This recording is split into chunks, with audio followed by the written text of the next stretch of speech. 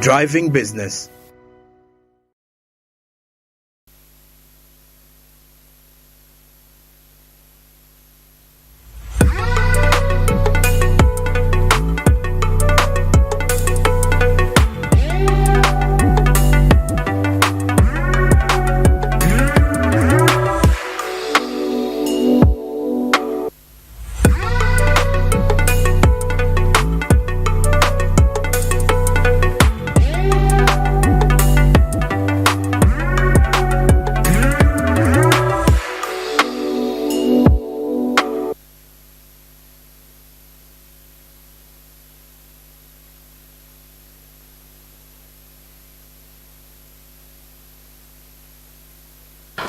Okay, in 2021, Uganda went into a general election that saw President Museveni emerge as a winner with over 58% of the votes that were counted by the Electoral Commission, the Independent Electoral Commission of Uganda. We are here in 2024. We are looking at another election that is going to be happening in 2026. And according to the Electoral Commission, the strategic plan was laid. Welcome to the economic agenda. My name is Noah Berumi Wapera, and the host of this show. We are going to be discussing how ready is Uganda's economy for the 2026 general elections. I have a number of guests with me. Men that have experience in the general elections, they have participated, and of course I also have a member of the Electoral Commission that's going to be representing the brand effectively. I want to take this opportunity to welcome them and give them the honor. When you host adults, you give them the opportunity to speak for themselves. So I will start from my predecessor. Well, it's a pleasure to be once again here at Smart 24 TV, which is my pride, especially in such kind of discussion. My name is Dr. Joseph Tindieba, a research consultant and indeed a former policy analyst here in such a show, former principal policy analyst at the Parliament of Uganda, and also former candidate in the East Africa Legislative Assembly elections of 2022. So it's a pleasure to come and share part of the ideas, opinion that may be able to build our progress. I was right to say experienced people. I mean, you participated not only in Uganda, but the East African community. I will go to the only lady on the panel. Thank you, Noah, for the invite. My name is Ruth Manasuna, Assistant District Election Administrator, Stock Returning Officer, Kawempe Division. I'm so glad to be here. Kawempe, many times I love to call it the hub of politics. I mean, every political scandal raises from there. It is hosting the biggest opposition, so to say. I mean, you're hosting the headquarters of the biggest opposition party right now in Uganda. And you're also hosting one of those men that we look at, some of those men that we look at with a lot of controversies in Kampala. But that will be for another time. Today, let me go to Honorable from Kitgum.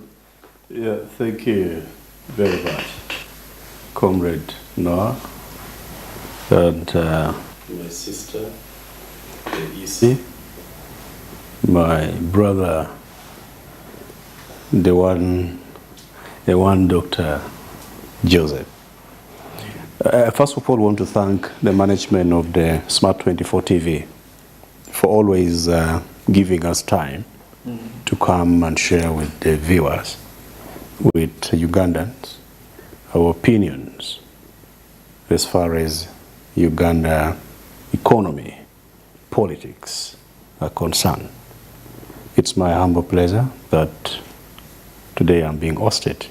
Thank you. By very prolific Noah. Thank you. Thank you very much, Honorable. It's an honor to have you here. When I saw the title... Did I mention my name? Pardon? No. Did I mention my name? Oh, yes. My name is Onekalit Dennis Amere, a member of parliament representing the people of Kitgum municipality in the 11th Parliament of Uganda. Thank you. Thank you. For the great job you're doing. Thank you. We believe you're doing a good job, and we are looking forward to the next race. I hope you're ready for it. You know what's interesting about politicians is that at the end of the day, you have to go and give us accountability through another, prove to us that you're ready to go back. Absolutely. Absolutely. Thank you so much, ladies and gentlemen, for being part of the show. Like we said, this show is called The Economic Agenda. We are here to give you a deeper insight into the intersection of politics and business. Smart 24 TV is all about driving business, and we are going to discuss economics relating it to politics. That's why we want to analyze how ready is Uganda's economy for the 2026 general elections. I want to have this as a conversation, not interview. That's why I want to start with the EC. One of the core mandate of EC is to make sure that they organized a free and fair election. Now, many times I think we have looked at free and fair in terms of political side. Does this apply to the economic side? Do we need to play fair, free and fair to the economic side? And how are we doing that? Definitely. I should say politics determines the economy. If we have a free and fair election, we won't, if it is non-violent, we will not to use police, for instance, to use resources, tear gas and people and all that. If it's free and fair, there won't be violence, so businesses will stay stable. They will not be disrupted. It's free, and if it's free and fair, we will avoid a lot of petitions in court, and those are resources that will be saved. So I should say it determines the economy. Let me just fire this with Honorable Anek. Regarding the free and fair elections, I know you would go into the political side so much in how, the rigging and all that. But let's create a balance and look at the free and fair election. How is EC balancing this fairness and free to the economy in terms of implementation of the general elections? How would you look at it? Yeah, thank you very much once again, my brother Noah. It is a very powerful question. When you say, is the Uganda economy ready for the 2026 election? It is a no. But even if it is a no, they will make it to be a yes. Looking at what happens in elections generally, particularly in Uganda case scenario, now that we're discussing it, there is a lot of unfair competition, both at economic perspective and at political perspective. Economically, right now, all of us are crying of financial scarcity. Yes. Challenges, poverty. Money is not seen. But touch the nomination day, then you will see there is money. Money will come from everywhere. Money will come from the coffers of the government. Those who run the Bank of Uganda will begin printing, including fake notes, so that they bribe, so that they take election. And that is why, at the moment, in Uganda... The fake note seems like an allegation, Honorable. I'm telling you because we have seen before. You have seen before. You find 10 notes having one serial number. That's how you just find the fake You mean you have never seen it before during election? I won't confirm that I have seen it. You will see brand new notes being distributed to the village agents to buy votes. It comes during election. We have seen it before. You will Google and find the results. They're there. Now, when we look at the coming election, To me, it is not far from the past election. In fact, the hand will justify the means. The means, yes. And definitely, we foresee who will be the winner. You're not going for an election, national election, whereby you know the winner. Because he who organizes election does not organize election to lose it. EC organizes the elections. When President Museveni organizes election, he doesn't organize it to lose it. EC organizes the elections. EC doesn't. EC is a mere tool, is a conduit pipe being used to superintend the interest. You're taking away you're No, taking I'm away telling you. Madam job. They are just there to occupy the space. We You need are- authority. They are told who to be declared the winner in many areas, particularly when it comes to presidential elections. It is Museveni who appoints the chairman of the electoral commission. That we Okay. are aware. Constitutionally, it's supposed to be like And that is very wrong. that. Tell me, if a referee becomes and you are not born, will you win? You never win. But in case, First of all, the election, when you talk about the independent election commission, yes. well, that is a mockery on itself. There is no way an electoral commission in Uganda is independent. It's not there. It's not there at all. Do you know these people can be summoned to State House and they will declare what let's their political authority wants? Honorable Nick, let's get to the question. Let's get to the question. The question You don't need to blame I me. wanted you to justify how fair is the election to the economy of Uganda. I know you have talked about this. I would consider it a speculation because some of us have not seen it. The speculation of fake money, which is bad for the economy. It's information, it's not a speculation. Okay. There's a time when they printed money here, the saga of Are these things at Mm. TV, and it was investigated. You know. Are these things reported? No, this one came into the media. Okay. The saga of printing We will. money.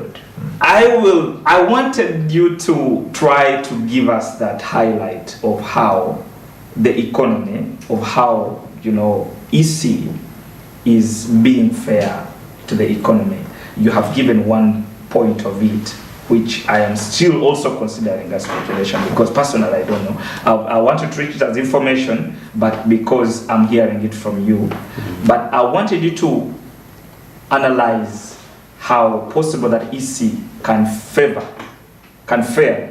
the economy of Uganda during the running of the general elections. My brother Noah, I want to repeat myself that this EC does not have authority. Okay. And the election in Uganda has been commercialized. The politics in Uganda generally is commercialized. To an extent that if you do not have enough money, You don't get don't into the even race. go and try. Because it is a total expenditure in that election. Why?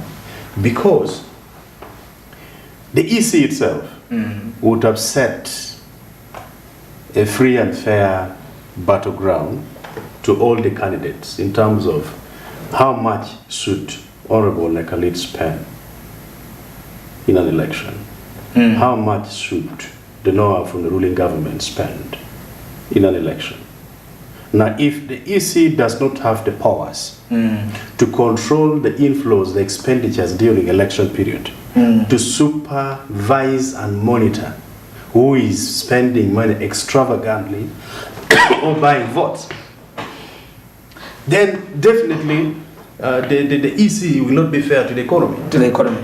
That one is now clearly understood. Let me drop this next question to Dr. Joseph Tindierwa. It has been reported that MPs alone spent over 24 billion Uganda shillings on their campaigns, during their campaigns. The MPs alone. Yeah? Now, how should EC EC prevent this kind of expenditure? I mean, we're talking about the Honorable NEC. They're among the people who spent, I'm assuming they're among the people who spent this amount of money. We are here also talking about how, EC should see how they favor the economy at the end of the general election. Because during the elections, there are problems of, expenditures, unnecessary expenditures, contributing to inflation and the rest of other challenges that come with it. And then after elections, we have the challenges that come with it. Dr. Tindieva is a policy analyst, and also he has participated in elections, though East African elections, which I will get to that part of the story. He narrates to us how it went. How do you think this should be controlled by EC? You'll give me some minutes, I explain to you. And I will not directly answer you the question, but I'm mindful of the topic you gave us. Mm-hmm. And then I will link to what you asked. First of all, there is Uganda where we have come from in terms of matters of elections. And there is a comparative analysis of different scheduled elections after 5 years. We've seen what has happened. What happened in 1980, what happened in 1995 when we went into the election after the NRM took over, what happened in 2001, 2006, 2006, and 11, 2016 to 21. 21 years. And we are all aware, at least part of this election, the one of 95, I participated, 1980 I didn't participate. You participated as a voter? As a voter, yes. Okay. So we have seen a lot of dynamics in the matter of how those who participate in this political competition behave. I will talk about the office of presidency in the election and also the members of parliament, which is the question asked. Yes, the members of parliament. I will not dwell on 1980 much more. I'll look at 95. We were running campaigns which were issue-based, that did not require what they call facilitation. They could say this one is able, and what is impressing, surprising, by that time we didn't have the majority elites. Those whom we say that they were not highly educated, they could know this one has the capacity. In my constituency, Rwanda East, we had one by names Professor George William Kanyama, who became the CA delegate, was competing with also the late Dr. Abel Rendire. We're looking, that is CA now, we're looking at who was much more able to represent us. Professor Kanyamba comes and tells us in a campaign, without bribing anybody, that you see here, books, he had a lot of books like this, laws, yes. And he say, this one is a doctor, like how I'm a doctor of philosophy in my area, either management. But for me, I'm a doctor in laws. And you want somebody to represent you in matters of law, especially to go and promulgate the constitution. Out of that, they were voting issue-based. They were, the voters, they were running a campaign, those who participated, issue-based campaign. No bribery. I leave that alone. I go to the presidency. By that time, if you are around, if you are aware what happened, they just spread, all of us in the movement system. They were black and white photographs of Mr. Museveni. Yes. And you could run to get just even a poster. You didn't want any money. But down the road to 2016, you see, first get trucks, buses, make parties to ensure that the one who has voted without people going, we paid 500. By that time, 500 was a lot of money to ensure that you get the poster of Mr. Museveni. We're looking issues differently. But now the effect on the economy, as you reflect on both whether members of parliament, whether the presidency, it has changed. It's no longer issue-based campaign. And the regulatory body or the authority which is embodied in the Electoral Commission, because our laws are still in favor of the corrupt. It is very difficult for the Electoral Commission to tame them. You open up a suit after the election, electoral petition, so and so was doing bribery. That is entirely a corruption act. But the same person, they say, when they go for election, we again go to compete. That person would have already gone to Ruzira. But the same person whom they say, the judiciary comes in, and they say, Electoral Commission, look here, this one, this election, this one used a lot of money, as you are now asking me your question. They don't have authority, according to the current laws, because they have been denied of electoral reforms, to say, you pay this, you pay this. What they have tried to do, 1 second as allowed, yes. they ensure, they say, if there is evidence that you are making pledges when elections have taken off, then there will be a reasonable ground to challenge your election. But that evidence, whether you have it or not, it will not take us to tame the vice of corruption. You are talking about the use of a lot of money. And then finally, we run a campaign which is based on buy and sell. It's like people are selling their mandate. And the money which would have gone for production, either my member of parliament, Honorable Nekaliti, would have either said, let's get this money and we inject it into a hub at a sub-county which will train for job skilling and so forth. We will not go for that. I know he is a developmental man, but he will end up now also saying, let me see how I can facilitate my people to give them good big pocket allowance so that they can go and sing the song Honorable Nekaliti. Yet Nekaliti could have wanted to run a campaign that is best to at least contribute to the community. But the government, the Electoral Commission, I will not say the government, the Electoral Commission, I don't think has stopped anyone from campaigning without money. Why can't MPs insist on that? And because the way you're explaining, giving a comparison of the 90s and also right now, I've also read somewhere that one of the candidates in 2016 in 2 months spent about 27 billion. In 2 months, spent about 27 billion. That was the president who became the president after the elections. Now, these things are happening. We are looking at issues that are combined with patriotism and civic duties, and also we are looking at integrity. If EC has organized an election, my question to you was, how can EC go ahead and push for this to happen, that MPs are not going, at the end of the day, I focused on MPs because I quoted the 24 billion Uganda shillings that was spent in the 2021 elections alone. How best can we avoid that? EC is right here. You are right here.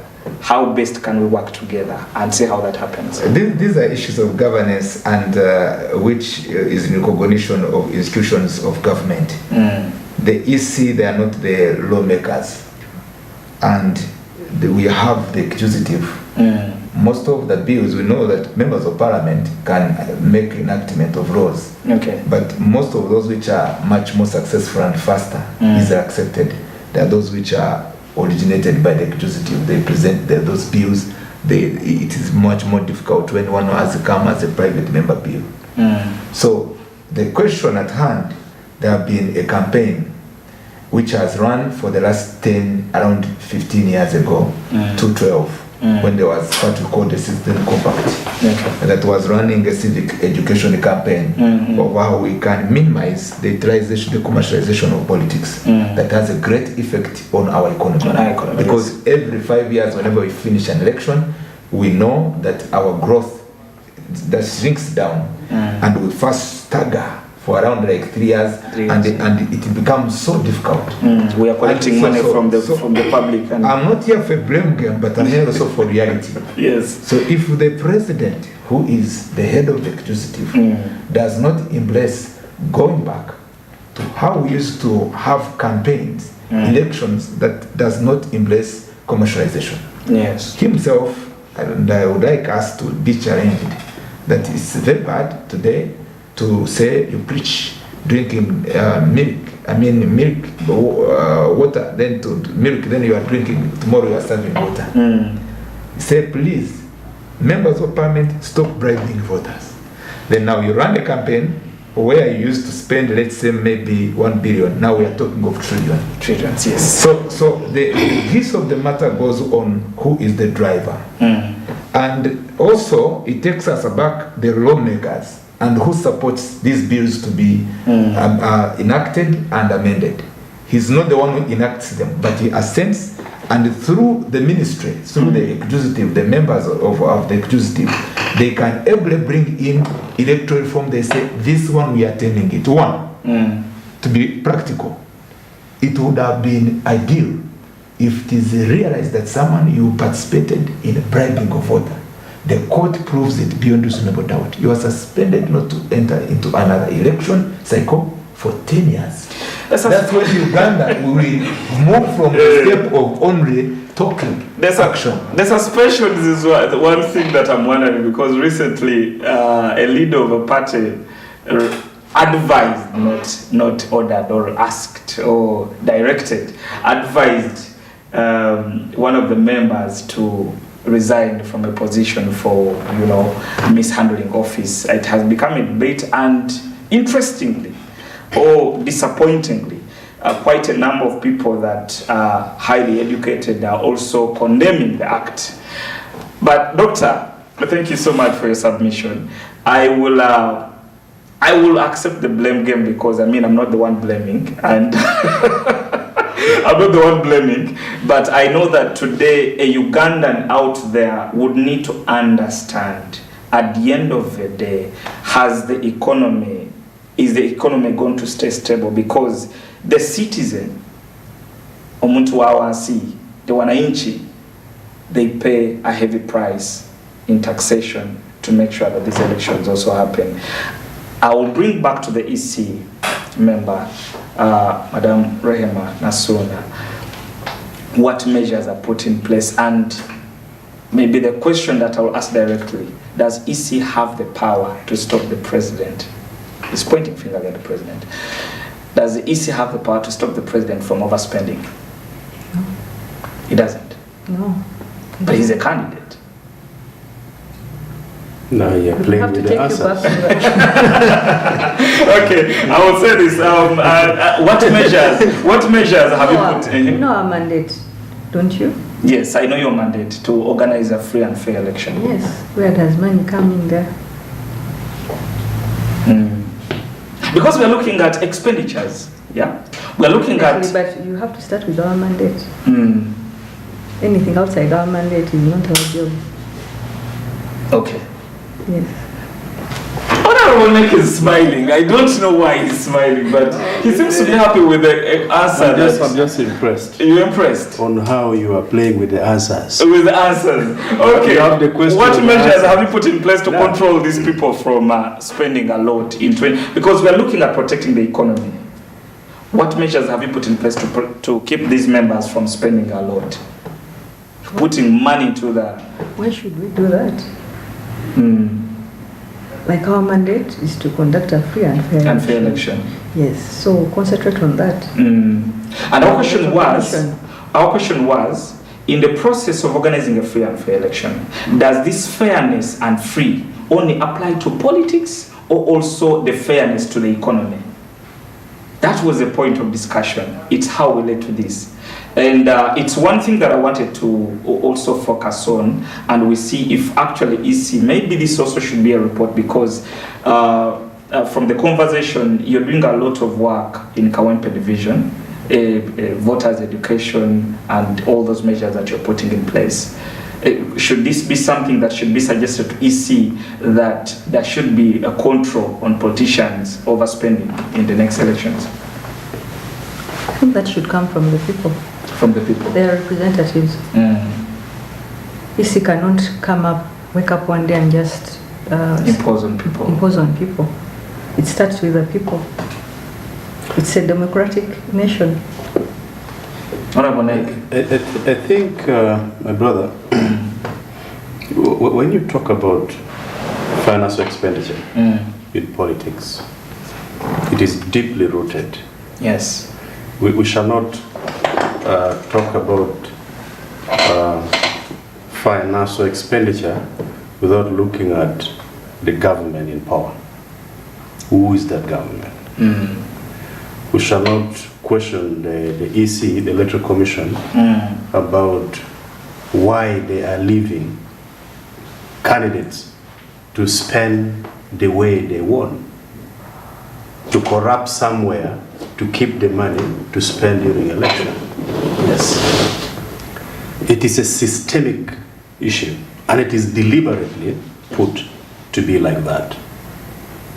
It is systemic in a sense that the sitting government wants it that way, because that is the only way it can control the election processes. That is the only way through which the sitting government can retain its positions, by commercializing election, so that the poor you and me does not have to bite more than they could chew. The limit must be there. Now, these expenditure things, even the government itself is buying its legitimacy. Now, when you are buying your survival, if your legitimacy is questionable to the society that you are leading, the only end result is to buy favor, so that you remain relevant. Now, why this financial expenditure during campaigns, during election processes, can never and will never be managed? Because the real big animal, the real elephant, is the one actually practicing it. We, the small rabbits, are only following. They are to also be in the system. They are vote to be in the parliament, to be in council, and survive just like that. In fact, we are sharing the spoil of the bigger context of the systemic rottenness of the election processes in the country. Because the sitting government wants to buy its way for its longevity to be there, they use a lot of money. And for you also to be there, you must have to spend money. And that is why Dr.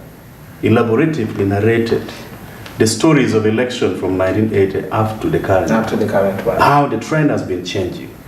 From no demanding of resources, finances, to right now, open demanding. Let me tell you, if you came to my constituency, you can gather people and you talk to them and they will tell you, Honorable Nekalit, you spoke so well, you have good ideas, wow. Where's money? Wow, but before you leave, they will ask you, now, are you going to leave us like that? And if you don't give, you have not spoken anything. And why is it happening like that? It is a systemic thing that has been brought by the government to stay in power by controlling people through resources, voters' bribery. Someone once said that the government is so smart to an extent that it breaks your legs. After breaking your leg, it gives you a walking stick, a crutch. Then when you are walking, he comes and tells you that, see, if it was not because of me, you would not be walking.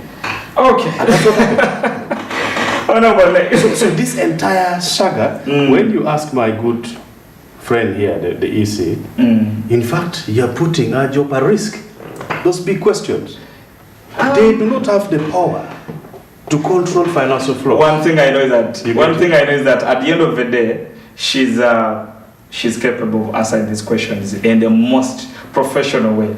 But it helps us to justify the main topic that we are discussing. Because maybe at the end of the day, Uganda needs to support the EC to make sure that the economy is stable enough. Also, Honorable Nek, you just justify the fact that the rest of others are being compromised to play the game of circulating money into the economy. So, who is to blame? Because you have also participated in the crime, if it's a crime in any way. but you have also participated in making sure that the economy is going down. Are there things that you're doing in Kitgum? Maybe to educate people, maybe to advocate for a change in these elections to make sure that the people of Kitgum at the end of the day will have to do things in respect, will have to vote in respect to the economy of Uganda? It is a hard nut to crack. It's very difficult. Let me tell you, the norms has been altered so badly. People has been impoverished so badly, to an extent that someone will tell you that what I get is what I eat. I give my votes to he who gives me something to eat. Something to eat. Because they have been made so poor in order to depend on politicians. If Dr. Joseph agrees with you like 200%. If any member of parliament lied to you that we are doing exactly our roles, which are basically three: legislation, oversight, appropriation. In fact, that one has become a side role in real sense. In real sense, that is a side role. If you ask me now, no, my perspective before joining parliament is quite different from my understanding of parliament now, after joining parliament. I thought when I would come to parliament, mine would be about vocal oration, mine would be about legislative display, but it is different. I had to buy ambulance. You get it? Which is okay too. Yeah, because I promised them in order to win election. Others were promising heaven and earth. I bought ambulance, which is not the role of a member of parliament. Sometimes you can do it not as a role, but you know, a corporate social responsibility. No. And that's what spoiled elections. In my constituency, every pregnant mother, you get pregnant, you go to my office, you get mama kids. A basin, a barb shop, go and deliver. That's free. The role of government. It is the role of the government. Can't you do it as a corporate social responsibility? We are giving to, you know, do something in the community. We are paying school fees. We are attending all the burials, burying people. Okay? Sending who are sick in the hospital. All right. And if they call you and you fail to respond, they will even tell you that you will vote for yourself. You vote for yourself. All this system, we cannot actually overblame our voters. It is a systemic thing. They have been deliberately made to be poor so that they become a dependent in order to survive. Let's it has spoiled everything. Let's get to when you tell me they have been made poor, you're also still speculating something, and I don't know how justifiable to me that is hosting the show. I can tell people, okay, at the end of the day, I can justify it. You can. I will justify it right now because I think if you are talking about elections and then you're saying that people have been made poor, you're almost saying that people vote because they're actually poor. Let's give information. You know we are your guests, and the moment we give information, it will be for the benefit of you and the viewer. Let's get the information. If you make me a dependent, if I make my daughter, I was telling my daughter some 2 days ago, I said, do you see me here? I have only 7 years ahead of you, 7 years for you to know that that's when you'll be depending on me.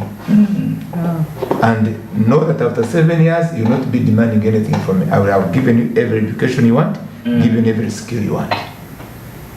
This is different from what is happening with our network voting and involving people to vote for us. You will cause someone to be dependent on you. By doing so, you are making that person poor. They say if you want to teach someone to be a better person in matters of survival, never teach someone how always to get a fish. Just you get. You teach someone how to fish. And with what Honorable said, that's what also when I began politics, by the way, some good years ago, 2005, I was well packaged with information that I could just unleash to the community, and knowing that with this good information they can vote for me. And what am I talking about? It was based on a campaign-based, issue campaign-based, to say let's have good representation. We come up with good laws that are to benefit the youth, and through this kind of policies which we are going to support being enacted in parliament, laws and so forth, then we'll be able to have a social just Uganda, where everyone, you can participate in the economy and then contribute to the economic growth. Yes. Because we are talking about productivity. Not to have a dependent economy of the young ones, where you gather them and then you begin to make for them parties, and then you begin to chunk stones. I will not mention because I don't want to attack anybody. You have attacked from the beginning. You've been attacking this and this, this and this, this and this, and you are not teaching them instead how they can make life. So that's, I'm just, supplementing on what I was saying, that the moment you are creating a generation that is much more to be dependent on some free money in the form of election, and you're not telling them the truth, how they should earn money, and whether they have to vote for, they vote for, or if not, they don't vote for. You are creating a poor society. You are not creating a wealthy society. A wealthy society, you are the one who called us for this topic concerning economy. Yes. A wealthy society, according to Michael Porter, it is looking at productivity, demand and supply in matters of creating wealth, but not in matters of spending what will not bring in back. That's why our economy has always been staggering after every election. I beg to submit. The Uganda national budget stands at 58 trillions point something. EC budget is 1.3 trillion. That's roughly 2 point something of the national budget. We are hoping that this money is going to be from the 2025 to 2026 financial year. EC, does it receive the money now, or they receive the money then for the general elections? I'm talking about the budget for the general elections. It's 1.3 trillions. Just to clarify on that, we get it as per activities every financial year. Every financial year. Not as a whole package. Yes. So it's already being implemented. Yes. That means it's coming from each financial year budget. The question is, what are the priorities of EC when it comes to implementing some of these things? Because I feel like a Ugandan out there needs to get to understand some of these things for the good of their contribution to the economy. What are the priorities for EC when it comes to this budget? No, we have a roadmap. It was launched, and a strategic plan. So the question you've asked me is a bit ambiguous. Now, this I want to relate it to a journey of a pregnant woman. You get it? I think it's important from day 1 to the ninth month. This is how it is, even with EC. So all the activities are very important. You can't say this carries more weight, this carries less weight. Nomination is important, just like voting, just like voter education, just like publicity. All the activities on the roadmap are very important.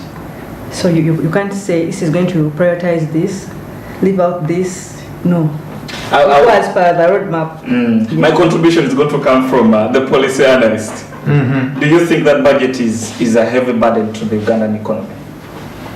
The budget for EC 1.3 trillion. EC has always complained of being underfunded. Exactly. And considering the population target, indeed they have been underfunded. Okay. Thank you. Because you see, that's why you agree. Because you're budgeting to pull a voter turn up, first of all, for registration. We have a population of around 44 million, around those who are now ready to vote, 20 million, now maybe around 22. Then by the time they are supposed to do radical, I use the word radical, sensitization, that will pull someone who is now no longer interested in election, so that can get interested in election, up to the ward level, up to the village level. And they're supposed to do this as she was giving us part of the bit of how they normally make a strategic plan. It's supposed to be continuous. And I was having a discussion with her. I said, it is not being done continuous. She was also insisting that, no, I'm doing it here continuous. I said, no, maybe for you here, it is it's a pilot study of your own in the city. But if I go to Rwanda, if I go to Kitugum, that's not what's happening. That's number one. But again, I wouldn't have wanted to go into the political, but they will end up becoming political. Okay. There becomes a tendency of deliberately doing it. So that some people they don't get information. Why they go to vote and whom they go to vote for. And the reason they go to vote for a member of parliament and what they should look at. That education, that civic education is not supposed to be done by Honorable Nekarit. Because Honorable Nekarit will end up losing and vote, even if it's me.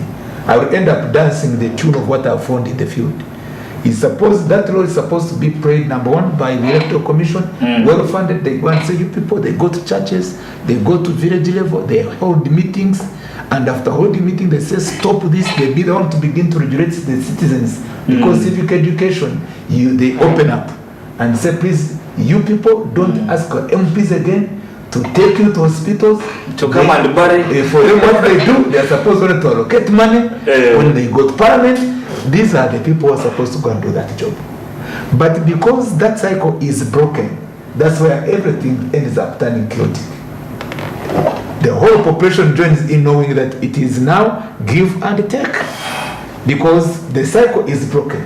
Two, the unfortunate part of it, it is coupled later by virus. Because now we can have two people that all have financial muscle. And when they have exhausted the financial muscle, they go to violence. And the violence automatically, it disrupts business. So there is a need to fund the electoral commission in time. They do the registration. They display to all political parties. They say, these are the people who are going to participate in this election. They go and have candid discussion with the key political players. At times they don't do it in time.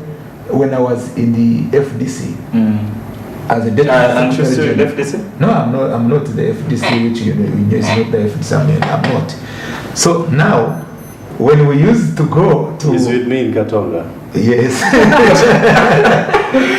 Okay, let's go for this now. Yes. So, and this is for her information as she will speak to our boss. We could want the register, the voter register. We are talking of the fairness and the budget issue. Yes. So you find that we are struggling to get the register. By the time we go for election, we are not yet aware of who are going to vote. And those who are going to vote, if they release the register, and we go, I was in charge of research and policy, and I go to scrutinize and look at, is it real? You find that there are people, the dead people whom you normally hear that they voted, the cows which you normally hear that they voted, you find that they are with We will go for a short commercial break. I know Honorable Nick has a burning issue, and one of those I think I would want to see how he incorporates burials into his budget monthly. We'll be coming back after a short commercial break. Thank you so much for being part of Smart 24 TV. This is the Economic Agenda. My name is Noah Wapera.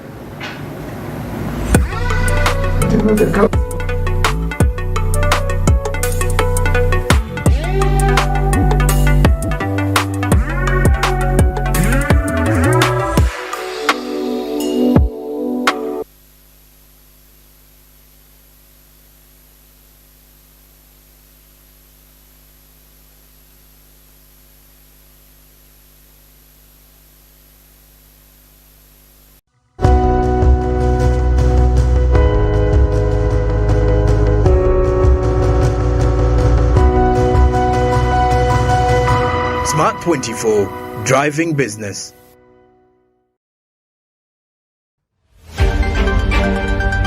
The Turkish real estate firm VALO Real Estate has entered the Ugandan market with its flagship housing project dubbed Sadenza, valued at approximately $30 million. Executives said that the project will be ready for occupation in 2027, but those with matching price wallets have started booking. A total of 40 units had been booked as at the end of last month. The project amenities include a heated swimming pool, a fully equipped gym, barbecue area and children's play area, a grand main entrance, a reception zone as well as a reception zone. It will be 24 floors high, making it one of the highest in Uganda and among all its current projects in the countries where it operates.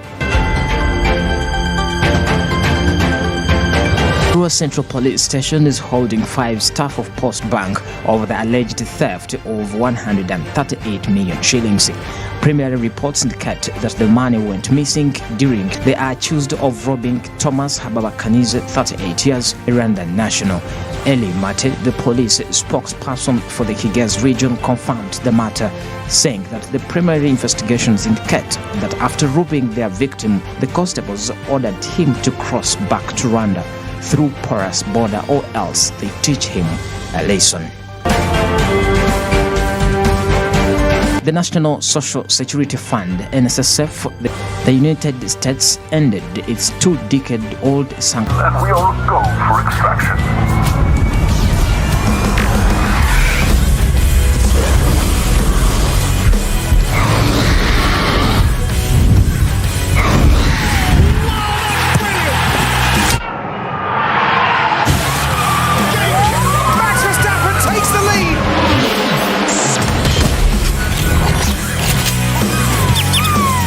Carry a world of entertainment with you wherever you go with DSTV streaming.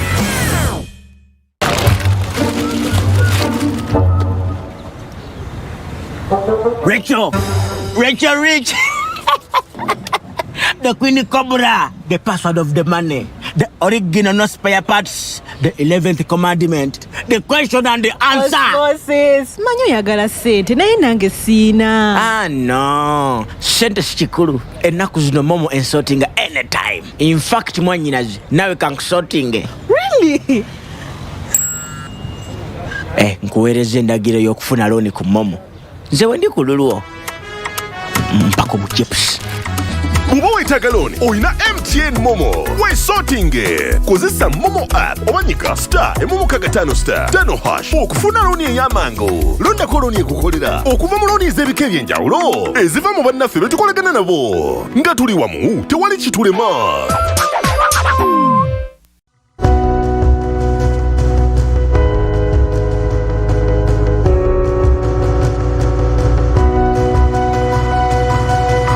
Smart 24, driving business.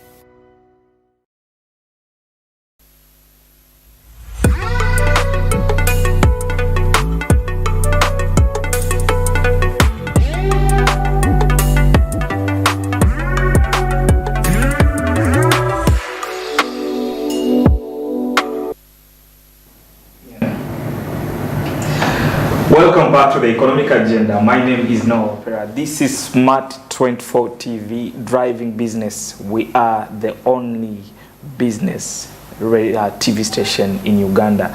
You can look around. So, of course, if you want to make sure that your mind and your business grows and your attitude changes to business, you need to make sure that you own Smart 24 24/7. We are discussing today, our topic is how ready is Uganda's economy for the 2026 general elections, and I have brilliant men here with experience, and of course they're patriots, don't doubt about that.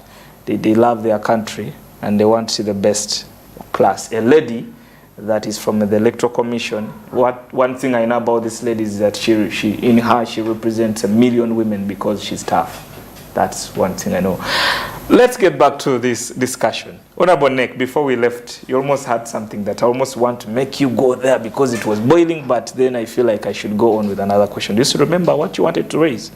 Yeah, I wanted to make an interjection on my brother Dr. Joseph's submission. Mm-hmm. Just like the EC Rehema made mention that as EC, they're underfunded. And Doctor made a supplement that I think the underfunding makes the EC not do certain works. To the contrary. You're not in agreement? I don't agree with that. Okay. One, the EC should first accept to so relevant in the election processes, electioneering processes. Election is a process. And the end result is what counts a lot.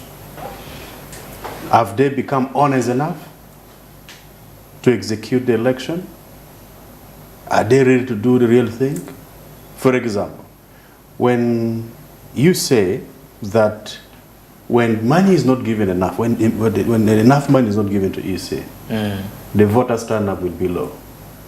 That is wrong. You see, patriotism is not bought. Patriotism is instilled. We copy patriotism. How I look at you, if you are my father, what you do is what I copy. How I look at my government, how the government treats me, is how I treat the government back. Is how I love my country more. You get it? Now, voters only comes to participate actively in election processes, in voting. They can come in big number if their voices are counted. It makes no sense if I vote for A and I know all of us, 60% has voted for A, but B is declared the winner with 30%.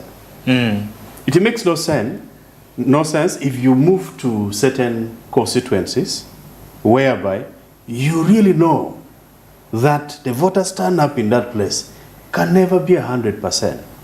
Then during the counting of election, you realize that actually they voted 110%. The cows voted, chicken voted, and all those guys. Honorable Nick. Now, yes. To me, I would not attach financial performance or financial actual expenditure. Expenditure, yes. To voters. Turn up. But I would say, let the EC show credibility that what I vote is what I get. Okay. The day Ugandans begin to realize that if I vote for Dr. Besigye, and we know many of them has voted, and in our own cocoon we have said we have won, but we are not declared winners. Then the next election, I will have no interest to turn up in the morning, to line up in a scorched sunshine, to go and vote, yet I know my voting is not counted in my favor. Will you see me again coming to vote? Therefore, to me, the EC needs to show credibility before they can be given money. To tell the appointing authority that indeed the name Independent Electoral Commission must be practical.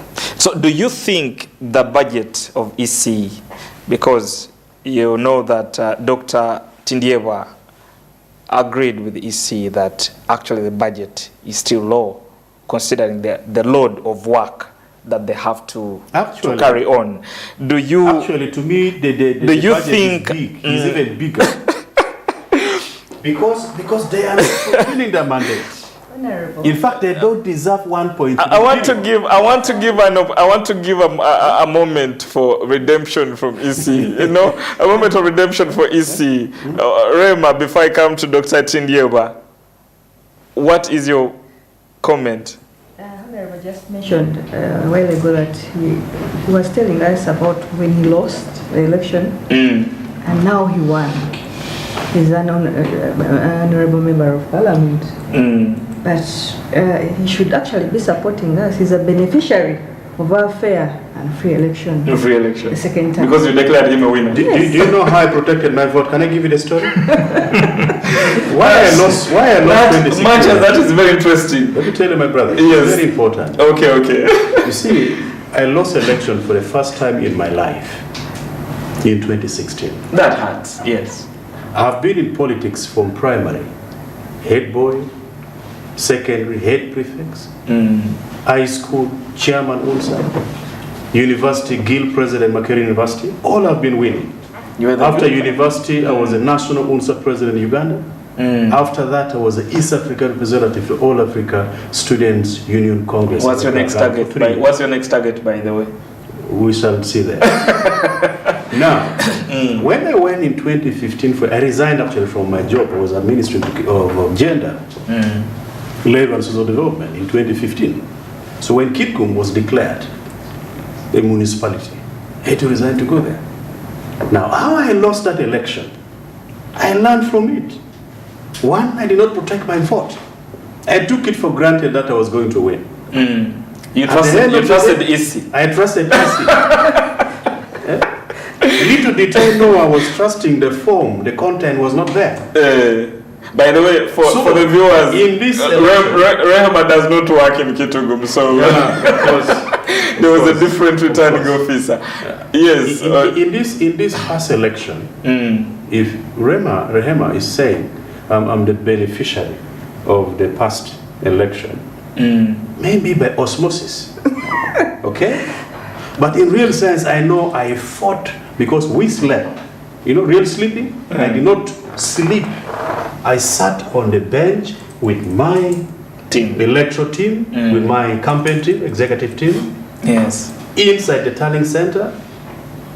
From the evening at 5 p.m. when the election ended, up to the next day at 4 p.m. when I was announced. I was kept there because we refused to leave.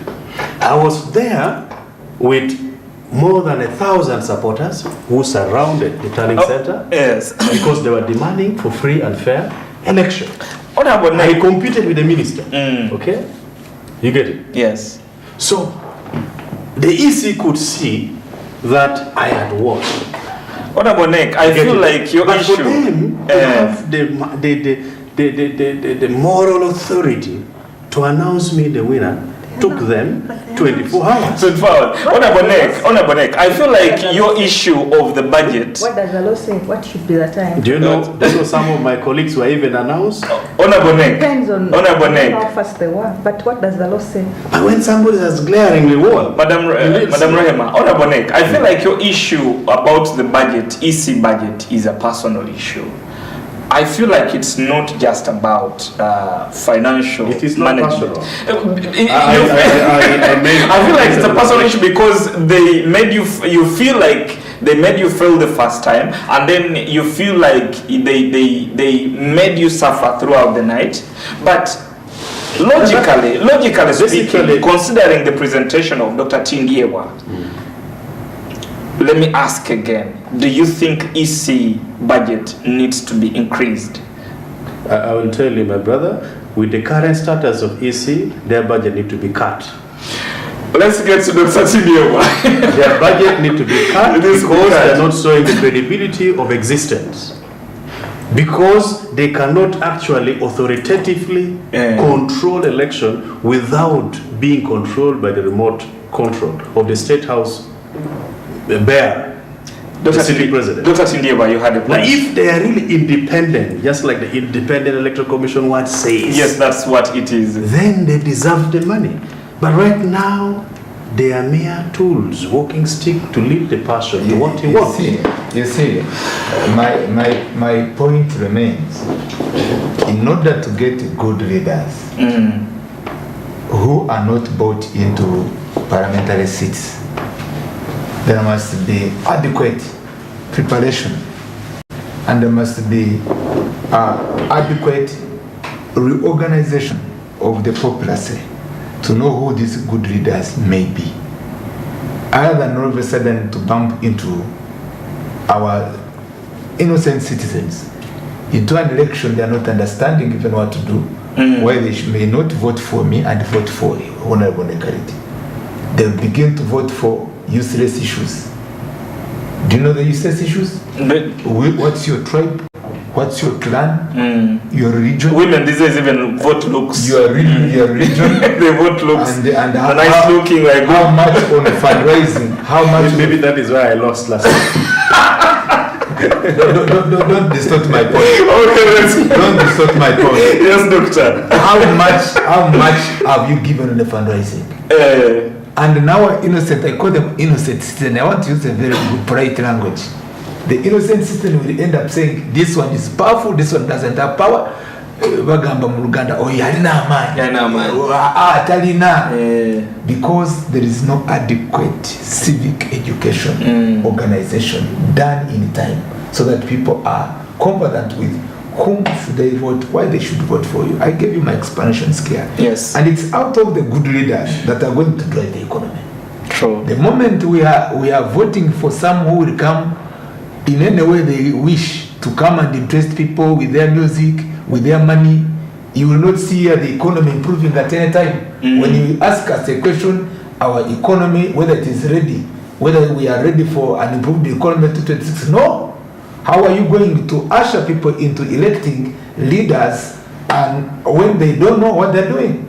By the time you finish an election, they say, "May I voted for him, he gave me 5,000. He gave me 5,000. May I voted for the other, he gave me 20,000. I voted for the other one because he's a Catholic. I voted for the other because he's a Protestant. I voted for the other because he's a Mchiga or he's a Mnyagwanda or he's a whatever." And then finally, your debate, the debate you brought to us and for purpose of engaging with the viewers, it will be useless. We'll not see the economy developing because those people are supposed to be economic policy makers. They will not go into that parliament and will not see our economy improving to a reasonable level.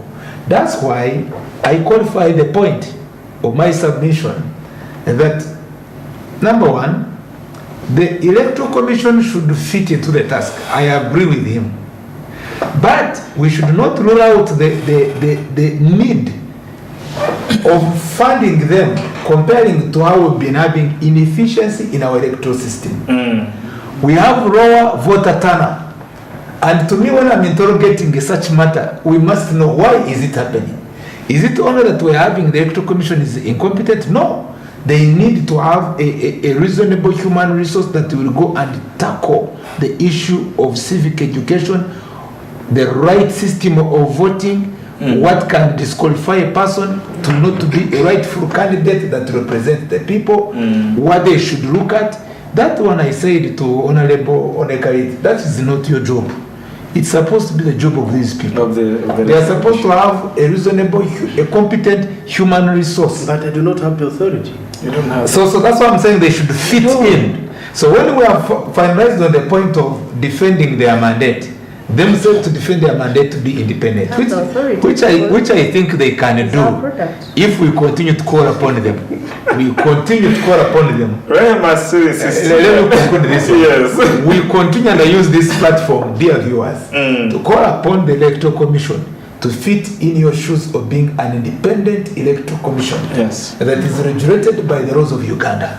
To even at a certain time to disqualify if a candidate is misbehaving, whether it's NRM, whether it's FDC, whether it's NUP, and you become strict. You being serious like how I'm seeing you being serious on this in this camera, and you say when you do break this law, we disqualify you. Fitting in their shoes, they ensure they go in all churches, all mosques, to educate, to have 5 minutes, because that's why they can easily get the voters. When you attempt to arrange a meeting to meet people at the village level, they will not come. You don't have allowance. Anyway. So by doing so, Doctor gave some very good narratives of the feel-good effects election system, of voting because you're a Catholic, I vote you, you are a let me give you a story. A colleague gave me a story here in Kasuri that a councillor was voted in. He won election here on no ticket. When he won election, he went to the market to thank the people for voting for him. He said, actually, thank you so much, our people, for voting for me. So the people even didn't know him. Then they asked him, who are you? He said, I'm so and so. Hey, where did we vote you from? That you elected me, Councillor 5, no. He said, hey, we voted no. Umbrella. What are the umbrella? Hey. You draw the umbrella. That was the influence. To quantify its narrative. Yes. Now, but as you see, Noah, I am passionate about electoral commission being a real electoral commission. Electoral commission, yes. Electoral commission is very important. Believe it or not, they are very important. It is very important. They are so important to an extent that even themselves, the electoral commission staff, they do not know that they are very important to this country. Electoral commission makes a country develops. Electoral commission makes a leader who loves the country, who can make a country prosper. But the electoral commission that we have may love the country, but they do not have the power to execute their love for the country because they are being controlled by selfish interest, by conflicts of interest, fulfilling the interest of the appointing authority. You may ask why we are demanding for electoral reform. There are a series of things why we are demanding. Yeah. First of all, we expected the Electoral Commission to be a very neutral team. And they must be consisting of team that are very patriotic, that loves the country. That does not necessarily look at money as their focal point of controlling election, but they look at their results as the spinal cord for strengthening the leadership of a country, democracy, of a sub-country, of a constituency, and of a village. Now, if electoral commission is empowered to first of all know their rights and execute their rights patriotically by loving the country, independently without being interfered, that is a time when you will see an electoral commission chairman and you will stand and give the respect EUC deserve. So, but right now as we talk, my utterance of saying that actually the money given to electoral commission is too much, it is quantifiable, it is justifiable, simply because we do not see the results of their independence.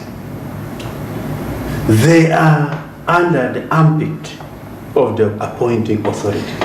We have which appointing authority is a candidate, a candidate that we are very sure that so long as he writes his name to participate in the 2026 election, he is a winner. We know he is a winner. The average cost, the rest we can debate. The average cost of conducting an election globally is $5 per voter.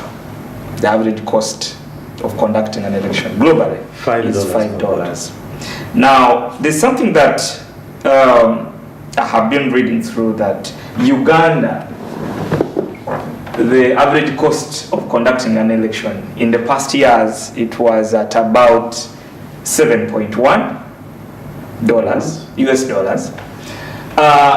It's estimated that by 2026, the average cost of conducting an election is going to be at $14.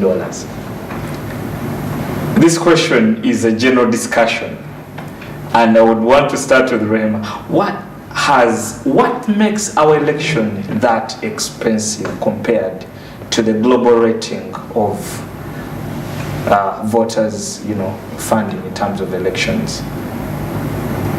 Dr. Can I? So, if I'm to start with that, from the EC point of view, yes, I think structures. If you're to compare us with the developed world, US, Europe, they have developed structures, but we are still getting constituencies, cities, municipalities. We are still just introducing them. Even the technology, how they vote. They have so many options, digital. We are not yet there. This is what is costing the expenses. In my opinion, I think. It's also contributing to. The policy analyst.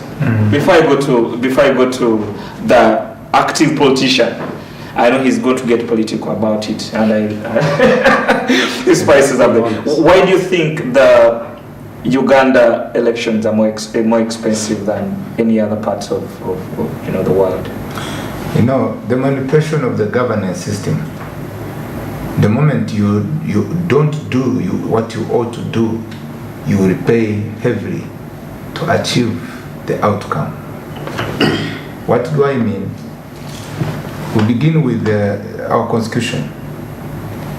If the constitution were to have the moral and political authority to defend the constitution of the Republic of Uganda, there was no reason, and I say this without fear or favor, why we changed from 2-term limit and to open it up, even when we had not tested it. So we had to begin to pay a heavy cost of ensuring that there is right away, even at the amendment of the constitution, so that there is a payment. By that time, it was even MPs were being bribed with little money. My brother was not yet there. 5 million to change your mind. I thank God I wasn't part of that. To change your mind, and you change the electoral discipline of serving 5 terms as a president and 5 terms. By the way, some constituencies, they had also cultivate the same spirit that if you become a member of parliament 2 terms, you begin to plan to go. And it was becoming almost a discipline because political participation and service is not a career. It is a service you serve and leave the stage. Even if you are the best dancer, like how people have been saying, you have to leave the stage. You have to leave the stage. You have to leave the stage, yes. So now, because of compromising with the standard which was our forefathers, the historical promulgators of the constitution, of which including President Yoweri Museveni had supported, because he had assented it to be the law. Yes. So they paid heavily. So after that, 2006, we go to the removal now, recently the removal of AGM, they pay heavily. So now there's no reason why you ask me that question, but I'm not blaming you. It's self-explanatory. No, it's not self-explanatory to me. Okay, let me now make it clear to the viewers. Yes. Dear viewers, you pay heavily of sustaining what some have called a dictatorship. Because a dictatorship, the moment you have an element of compromising with the good laws that you consciously and precisely a team of people who are experts and who are representing people had agreed upon, then you manipulate them and change them. You enact new laws which are to sustain you in power. You pay heavily. The cadres under you, they will pay heavily. And they will be, as my sister is saying, they will create constituencies so that the numbers increase, not for purpose of service delivery, but for purpose of making sure that they can change more and change more. That is what is in the corridors, as you are talking about 2026 election. Yes. Which they are even looking around how they should not stress a president to campaign. And they go, when those who have many members of parliament, automatically they have a president. And they are about to pay heavily for that. So every other time they are planning new strategies to sustain an idea of an individual for purpose of being sustained, but not for you and your grandmother who need a hospital that can take care of your health system. Yes. And the health system, when you talk about the economy, the social economy is determined by such kind of delivered services. And the moment that is compromised, you will see the cost of an election increasing, and the services that are supposed to uplift our pride, economic and social pride, going low, and the compromise of the general populace of how they should think right, all of us will end up being compromised. And you will not see the economy you are talking about that is compared to other economies of the world. That brings me to the Honorable Onek. The EC has explained some of the, let me say, assumptions of this, because I don't think this question has been asked on a number of media houses around Uganda, but it's an assumption. Should we say it's an assumption? It's research, right? Let's consider them facts. That the reason why Uganda election is more expensive, because like we say, the cost of the global cost of each voter during an election is $5. For Uganda, we have an estimation of $14 by maybe 2026, the cost might be at that amount of money that triples, almost triples, the amount of money that other countries are paying for each voter during the organization of general elections. He also explained the government, EC, creating new structures, which might also be contributing to this, the new technology. What is your thought? My brother, it is quite unfortunate. First of all, I want to thank you for that good research of looking at the percentage of per head vote, yes, about how much we spend per person. The population of 45 million, having members of parliament of 529. That's a big number. I've been to Rwanda. They have 84 members of parliament, including executives, the entire system, 84. Ex-officials and from members. When you go to UK parliament, they're members of parliament. Look at the size of the economy. What is the GDP? The GDP is too high. Now, if we are to measure by GDP, what is Uganda GDP? It's too low. Too low, yes. UK GDP is very, very, very. In fact, it is more than 15 times Uganda GDP. But our population as members of parliament, we equalize. Okay, 600, 529, we equalize. Now, if they spend only $5 on each citizen for an election to occur, and we spend 7 point something going to, of course, that is even the lower calculation that you might have been given. We spend more than that. Likely, maybe. I want to say that in Uganda, everything is expensive. Everything is exaggerated. From the cost of tarmacking the road, the 1 kilometer road of Uganda is double the 1 kilometer road in Kenya and Tanzania.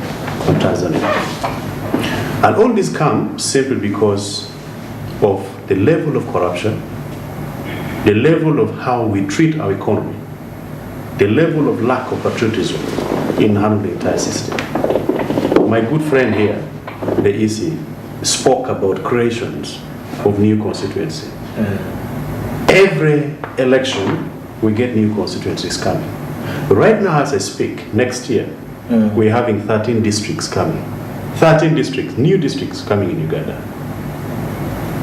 We have lost count of the districts in Uganda. Almost every sub-county is being changed into a district.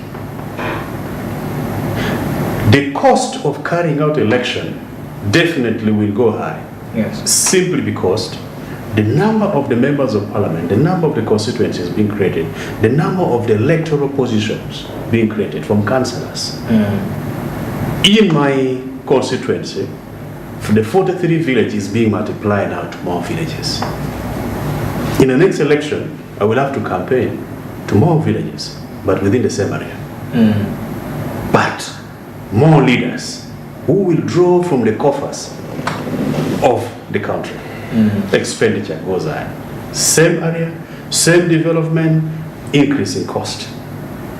You have exonerated the EC from this burden because it seems like... Of course. That's why I'm saying, I'm not blaming EC, by the way, because they have no power. You cannot blame them. The entire scenario in the budget increased. In fact, what you are talking about, for example, if you are being told that the U-Boss report has brought that the poverty level in the country is this and this, you must know that it is more than that. They do that, first of all, as a sovereignty protection to keep the name of the country, not to be seen like we're equivalent to the Sudan, to the Zimbabwe, to the what, with the low capacity of the growth and maybe of the finances of the north of the cities.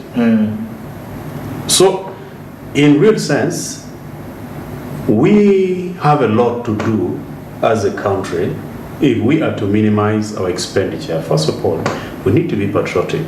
We need to love this country. One day I posed a question. that is it possible to love your country even when you don't love its leader? It is very unique. It is very hard to balance. So the leadership that spearhead the country must take into consideration, must sit back and look at the Uganda that is preferable even after their exit.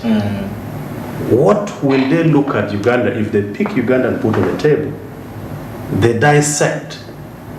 What have they done for Uganda?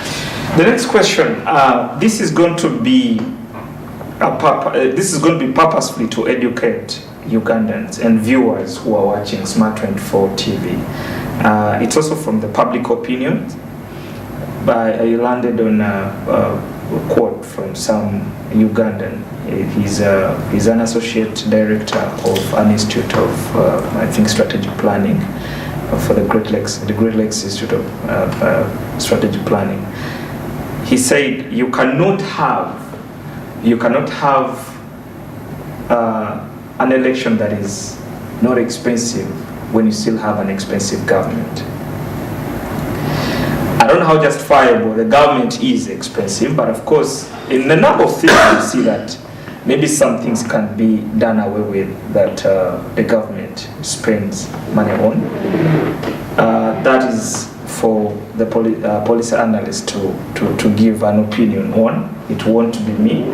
But what I wanted to find out, how do you think the government expenditure is likely to affect Uganda's economy during and after the 2026 elections? So, to educate the majority, how do you think government expenditure and of course, you know, elections and all that are likely to affect? I was the director of campaigns in the 2016 elections for my political party. I was the director of that election. We were determining the manifesto and so forth. I had a similar conversation which you brought with the minister in Canada, and we made the calculation. This calculation, of course, I wasn't the masterminder alone of that manifesto, of the Forum for Democratic Change by the then time. But we realized that our economy would have been a very progressive economy if we had reformists and people who are patriotic to our country. To start with, it is indeed expensive to have over 88 ministers, 150 presidential advisors who never meet the president. And we say, if it was to be genuine, let someone want an advisor. We have 21 sub-regions of Uganda. Why not reduce from 150 to 20? We go to the members of parliament. We can have one member of parliament per each district. If now we have 140 districts, we can have one member of parliament. And for purpose of what you call as gender empowerment, ladies of the female gender, they have been on the globe. Now, exposure is high, can compete. Number one, is the first advantage, to compete with men. Number two, we can create that empowerment for the 21 sub-regions so that we can have a representative of women for a sub-region as just a threat for them to empower them more, in addition to their freedom to participate with men. Meaning that we add the 20, I'm just trying to tell you in analysis you've taken me into how it is workable. So 140 MPs plus the 21, the other who are representing the women for purpose of empowering them, because they're already empowered, then that makes them 180. Reducing that high cost of which we are debating about, much more money that you can spend in elections of electing members of parliament, not only electing as they campaign, they will spend. Remember, they spend, the good members of parliament you see, they go and sell their land, they go and sell their houses, they get loans, they want to go and campaign and win. First of all, it will affect the economic livelihoods of their family and to the country. The government must now get a bigger budget to ensure that they are facilitated well. So now, the moment we don't deal with those challenges that are hindrances to a strong economy that we are talking of Uganda, will be making stories. We come to the bottom line and we say we have run short of the glory in a matter of building a sustainable economy. We are having those who are men pleasers, but we are not having patriots. I say this for God and my country. I don't want any job because of saying this, but I'm just, as we said, to educate Ugandans. So now you have many ministers. We don't need to be having 88 ministers. We can have 33 ministers. Those who are referred in the UK system, a deputy, a state minister is a permanent secretary in a Ugandan style and is a deputy minister, will remain even when the regime changes. Meaning that we scrap off. We don't need to have state minister for so and so, state minister for Karamoja, state minister for Bunyoro. Well, what's that? You're talking of patriotism. At times you make me to be emotional. I don't normally speak like that. For sure, you who are in government, if we are to mean business for a better future, we came in 1986 when we are talking about how we can have a sustainable economy.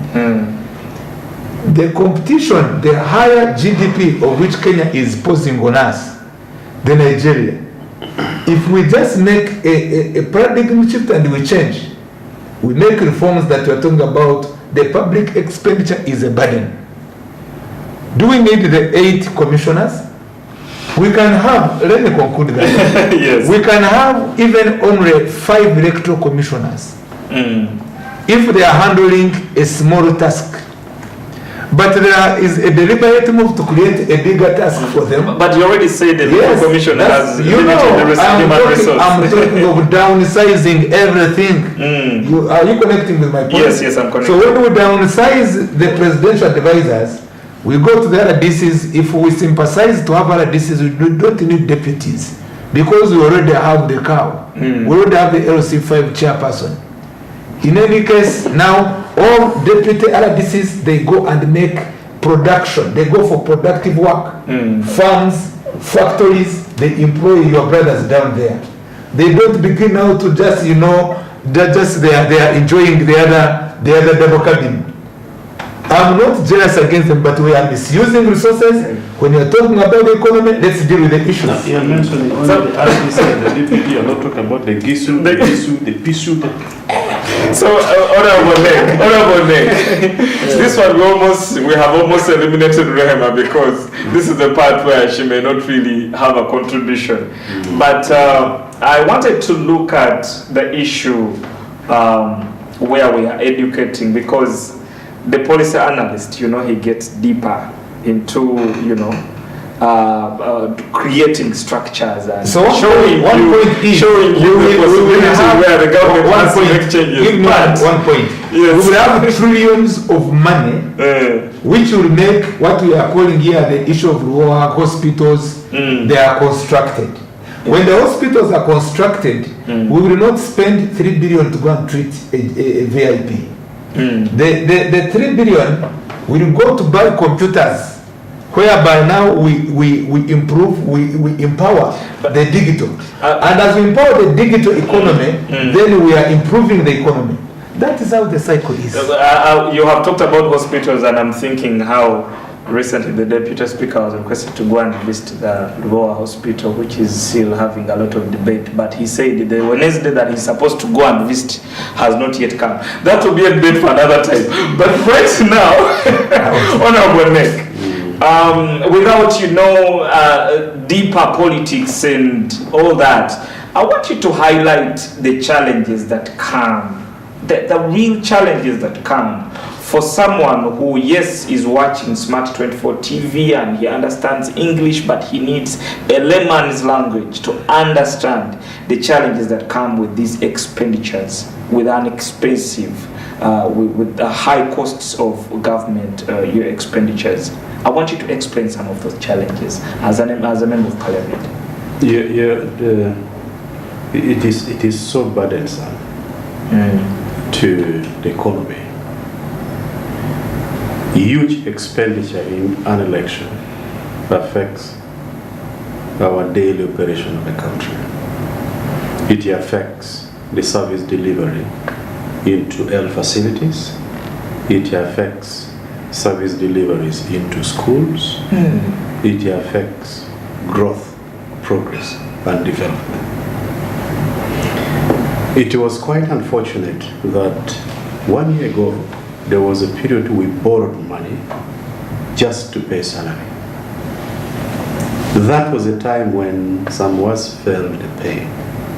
We realized that Uganda economy no longer supports its existence.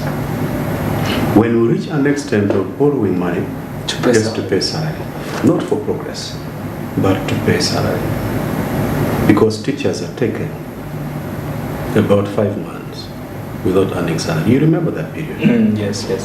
Doctors were protesting. Politicians were complaining. Everything were at a standstill. Now all this comes after spending too much in electioneering processes. So the cost that we spend in election trickled down to what the country is supposed to have. Because the amount of money we spend during election, just like I've said, the percentage is high, that is expenditure already. The people that we bring on board after election need to be maintained in their portfolios in the necessary offices. They have vehicles, they're drawing fear, the RDCs, the deputy RDC, the DSU, the PSU, the what? Even the PSU is there? Yeah, there's PSU. There's PSU. There is a Paris chief, there is what? So, in fact, actually, when you look at the entire setup, you realize that Uganda almost has everybody under payment of holding political office or government. And I'm told some of these sometimes stand in the way of progress in terms of implementation of projects in the districts and all that. But it has never. To the contrary, they are the real sources of corruption. Let me give you an example. Just last year, when we were looking at the budget, I sit in Presidential Affairs Committee. I sat in PAC.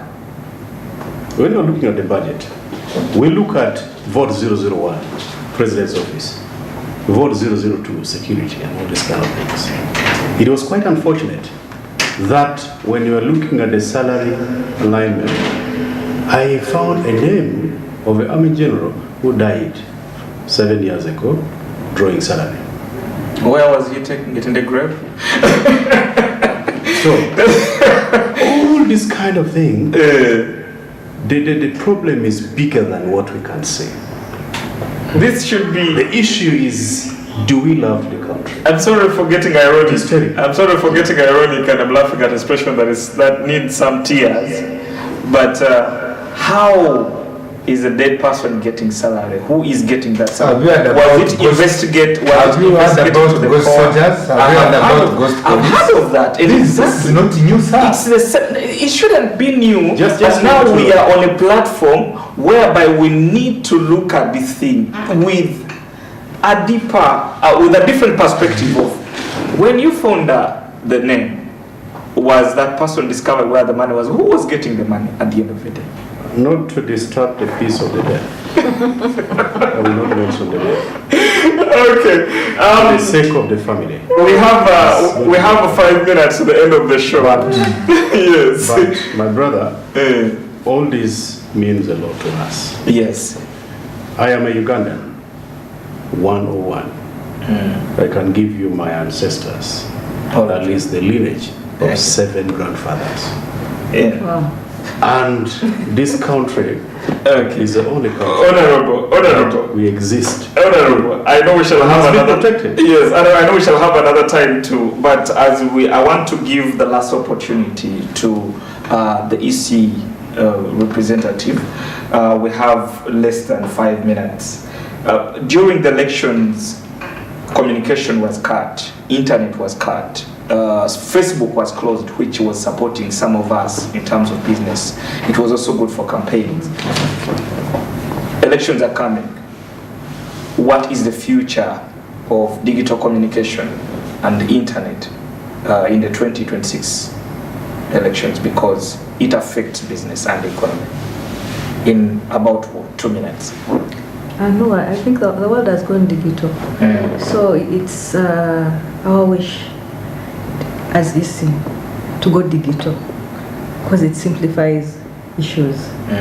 But yes, like I told you, our mandate is to conduct free and fair elections and referenda. It doesn't involve things like switching off the Facebook and such media channels. I think that's UCC. That's UCC. It's UCC. It doesn't fall within our mandate. We have nothing to do with that. Policy. Where does UCC leave EC when they are cutting off internet? What I want, the information I would like to bring to the viewers and to my sister in 1 minute is that much as the EC has the mandate, but they don't work in unison. They are not alone. And they must be in position for purpose of being very effective to work and ensure that they work. Well, Honorable Nick is emphasizing they should be effective. Yes, they should work effectively with other institutions so that their work is effective and they get effective results. And anything short of that, they should desist from it, because it is their right, a mandate and a right, to ensure that the Uganda communication system is working. If it's not working, we should not see the citizen protesting. We should see the EC protesting and say, no, here we have sensed a rat smelling. You want to do something wrong? Should be them now to be the whistleblower for that, because they should be effective. There's an advocate for it. True. They should ensure the security doesn't interfere with their mandate. When they say, no, we need this police officer, we need this, we have not called you, Ahmed, to intervene with our election to go and arrest and so. No, this is our candidate. By the time I become a presidential candidate, I'm no longer a candidate of any I'm a candidate of Ugandans, and UEC, who is my referee. Anything out of that, if you don't have that capacity, the effectiveness you lack it, that means there's a problem. Because the time now I'm going for nomination, and the police beginning to strangle me, and the EC you are looking around. Dr. Sindewa just gave a public lecture to the Electoral Commission on the 5th of March 2024. And I'm loving the conversation. Otherwise, you already said that even the best dancer has to leave the stage. Our time has come to that moment when we have to close the show. But I want to say thank you so much. A vote of thank you from the management of Smart 24 TV, to the viewers, and of course to the guests. Honorable Nek, thank you so much for honoring our invitation. And Madam Rehema, thank you so much for honoring our invitation. The future is bright for EC with people like you, we believe so. And of course, this gentleman here, who happens to be my predecessor in this very show, has come to give me the blessing, and he has given it to me in full, I believe so. Amen. All the blessings. We are going to be here every... Is my leader in the party? Yes. This whole committee is productive. We are going to be here every Tuesday from 9 up to 11 p.m. And the show is the economic agenda. We discuss, we get into the in-depth of politics and economics. That's what brings us here. So I want to say thank you so much, and I'll see you on Tuesday with another topic. I hope we can be honored again, but we'll be letting you know. Thank you so much for being part of the show. I'll see you on Tuesday. Have a good night. Thank you. They come and strangle me.